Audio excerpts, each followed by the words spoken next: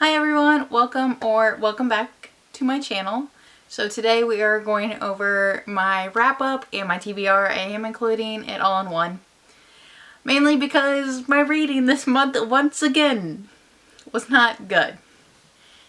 And so my reading wasn't good this month, and let's be honest, I'm setting a very loose TBR because this year has not been it for me reading wise. Everything else wise, it's been great.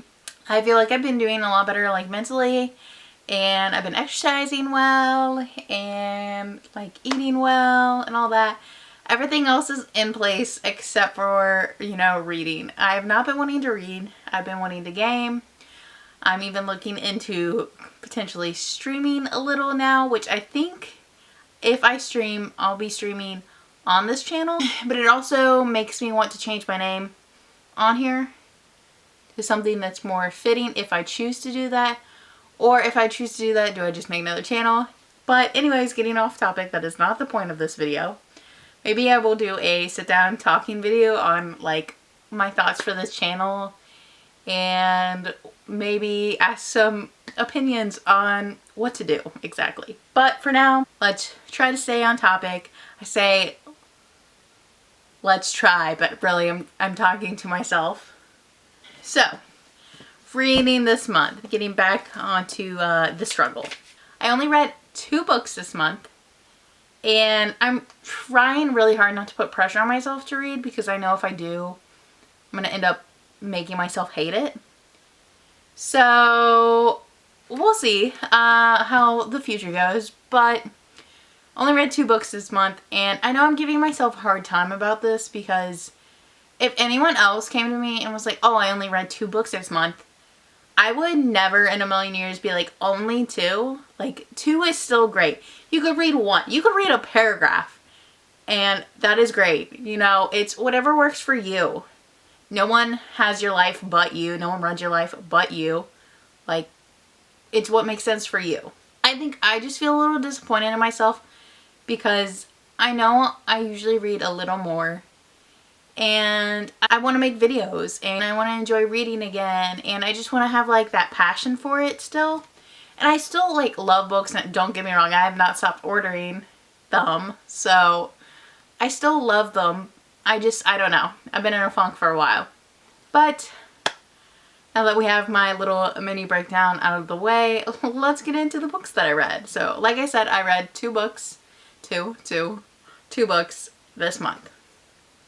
So the first one, which was the book club pick for, what month is this? This is March, right? So this was actually the book club pick for February. We just meet like a week or 2 later into the month. So it's The Do-Over by Lynn Painter. And of course, I got the cute little sprayed edges one. This was my first Lynn Painter book, and I did rate it, I think I rated it 5 stars. Let's look it up. I did rate this 5 stars. I loved it. I definitely want to read more from Lynn Painter. I really like her writing style. Like, this felt very easy to read, and I don't know why I had it in my head that this was going to be like a second chance romance. So I immediately wrote this off, but it is definitely not a second chance romance. This is the Groundhog's Day trope, I think it's called, when basically the same day is repeating over and over again until essentially that character gets the correct, like, what's meant to happen or whatever, the correct form for that day. This was about Emily Hornsby, and she basically is stuck in this loop, and it's on Valentine's Day, I want to say? Yeah. It's on Valentine's Day, and basically on this day, the first time around, basically on this day, this is the day that she's very excited to celebrate with her boyfriend, and she finds out he's cheating on her, and she keeps having to relive that day over and over again until essentially she finds the correct path for her. So that is not a spoiler, it is on the back of the book. And as she's trying to figure out this day, every day she keeps running into this guy, Nick, who, I don't want to say he's like her enemy, but it's someone she doesn't really get along with in this. And every day they run into each other at some point. And so you kind of see Emily is very like, she feels like she needs to be this picture perfect fit in the like category of like the perfect girlfriend, the perfect daughter, the perfect student like mold. So she is basically being kind of fake to herself and pretending to be all these things and can't keep it together, which is why this day essentially happens. And each day you kind of slowly see like the breakdown of her relationship, the breakdown of her family, the breakdown of like why she is the way she is. And almost kind of in a relatable way. I think most of us at some point in time have felt a little pressure in our lives to be a certain way, to act a certain way. It was interesting to see the actual cracks behind the facade of like this perfect girl. And Nick kind of would bring out her true side. Like she wasn't afraid to just react with him and tell him how she really felt, or like vent to him about how like some things are not working out in her life. Sorry if you hear my dog walking in. Hi, walks. This book is it's less than 300 pages. And I think I got through it in a day. I think I actually got through it in like 2 hours. This was really good. It was hard to put down. I definitely enjoyed this story. This is like a closed door romance, and it's very like cutesy high school. So I would definitely recommend this if you are looking for a YA romance, Groundhog's Day trope. So maybe something a little more rom-com-y, cutesy vibes. Like this is it for you. And then the second book that I finished this month was When in Rome by Sarah Adams. This is the first book in a duology. The other one, which you will see here in a minute, I do have on my TBR. But this is about Amelia Rose, aka Ray Rose. Ray Rose is her stage name. She is a pop star? I almost said country star. She's the princess of pop. And she basically wants a break from her life and escape. So she splurge of the moment. It's not splurge. It's not splurge. Spur of the moment is what I was looking for. Spur of the moment, she decides to book this trip and get away from her agent, her mother, everyone that is like bogging her down. And she escapes off to get just a little getaway before she does this big wide tour. And on her way in, basically something happens. She breaks down and she gets stuck in this small town, which still works because it is a getaway. But that is where she meets Noah Walker. Yes, that's his last name. Sorry, guys. It's really been a minute since I read a book. Like, I'm filming this early.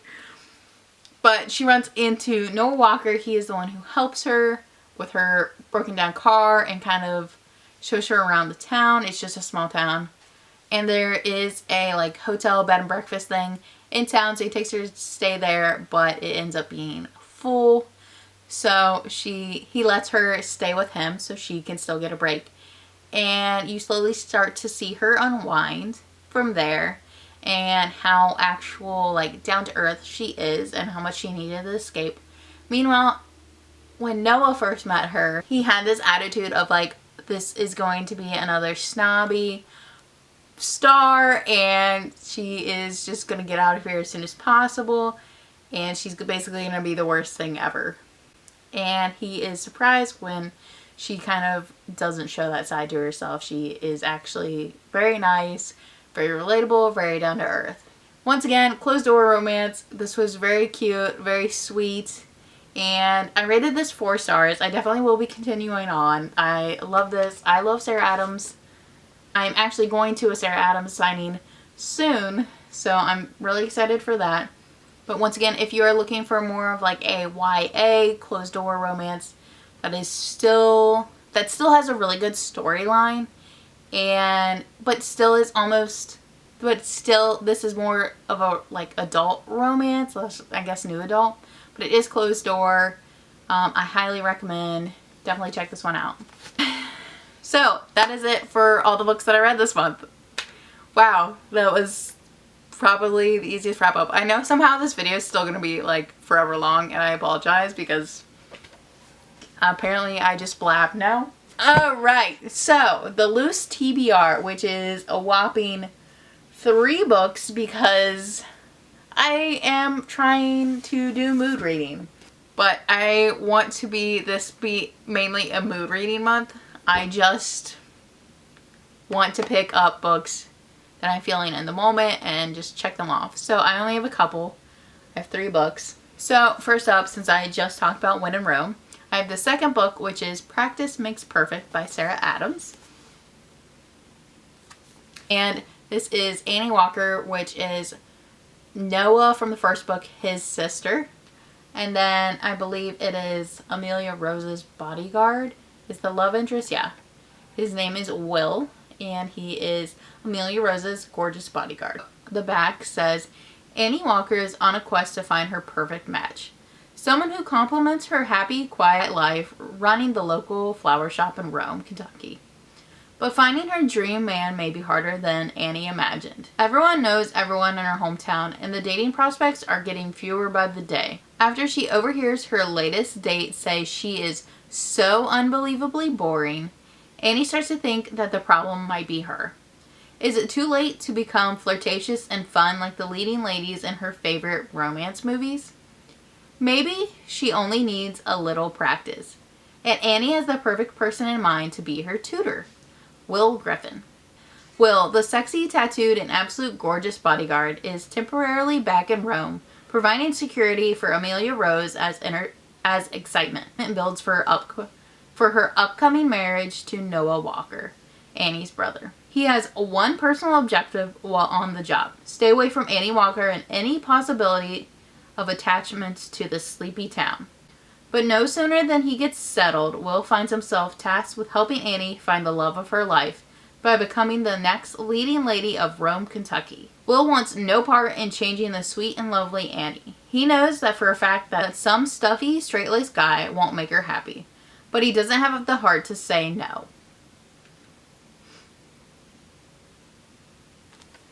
I'm very excited for this. Tattooed guy in a book. Yes, it's a yes for me. So I have high hopes for this. I did really like the first book, so I think I will really like this one. So the next book is a book club pick for the month of March, but I know I will be reading it in April because I'm not meeting my book club group until like mid-April. So this is The Swans of Fifth Avenue by Melanie Benjamin.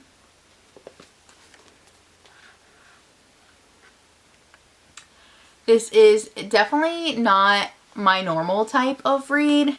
This is more of historical fiction, and that is not necessarily something that I like to read. Although I did read the Kristen Hanna books and I enjoyed them, so maybe I shouldn't be such a hater.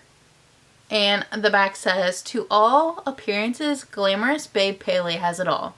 Money, beauty, jewels, a prestigious husband, gorgeous homes, and influential friends, including Slim Keith, CZ Guest, Gloria Guinness, and Pamela Churchill. But beneath Babe's elegantly composed exterior dwells a woman longing for true love and connection. Enter Truman Capote. This golden-haired genius with a larger-than-life personality explodes onto the screen, setting Babe and her circle of socialite swans aflutter. Through Babe, Truman gains an unlikely entry into the inevitable lives of the Manhattan's elite, along with unparalleled access to the scandal and gossip of Babe's powerful circle. Sure of the loyalty of the man she calls True Heart, Babe never imagines the destruction Truman will leave in his wake. But once a storyteller, always a storyteller, even when the stories aren't his to tell. It kind of sounds like a little juicy, like a little gossip vibes, little Gossip Girl vibes maybe. That does pique my interest a little. I am here for like drama stories as well. I think it'll be interesting. So, you know, mixed hope for this. I think it has potential. And then the last one that I'm setting on my TBR for this month is One Dark Window by Rachel Gillig. I have been seeing this book everywhere, all over social media, and I think I've seen a lot of good reviews. I have seen a couple that didn't enjoy it, but for the most part, I've seen really good reviews on this, so I definitely want to start it. I really need authors to put easier names because I don't know how to pronounce these. So I apologize if I say any of this wrong. Elspeth needs a monster. The monster might be her. Elspeth Spindle needs more than luck to stay safe in the eerie, mist-locked kingdom of Blunder. Yeah, Kingdom of Blunder. She needs a monster. She calls him the Nightmare, an ancient spirit trapped in her head. He protects her, he keeps her secrets. But nothing comes for free, especially magic. When Elspeth meets a mysterious highwayman on the forest road, her life takes a drastic turn. Thrust into a world of shadow and deception, she joins a dangerous quest to cure Blunder of the dark magic infecting it. Except the highwayman just so happens to be the king's own nephew, captain of the most dangerous men in Blunder, and guilty of high treason. I think this sounds perfect. I think this sounds right up my alley, and I am very excited to read it. If you have read this, because I know this is like a popular read going around right now, let me know thoughts. Don't give any spoilers, just let me know if you liked it or not. But I do have higher hopes for this. And I do have the second book as well for this, but I didn't want to put it on my TBR, just so I don't pressure myself. So that is it for the wrap up and TBR. I hope I kept this shorter than normal. And here's hoping I actually read. But thank you guys so much for the support. Don't forget to like, comment, and subscribe. And I will see you guys in the next one. Bye, guys.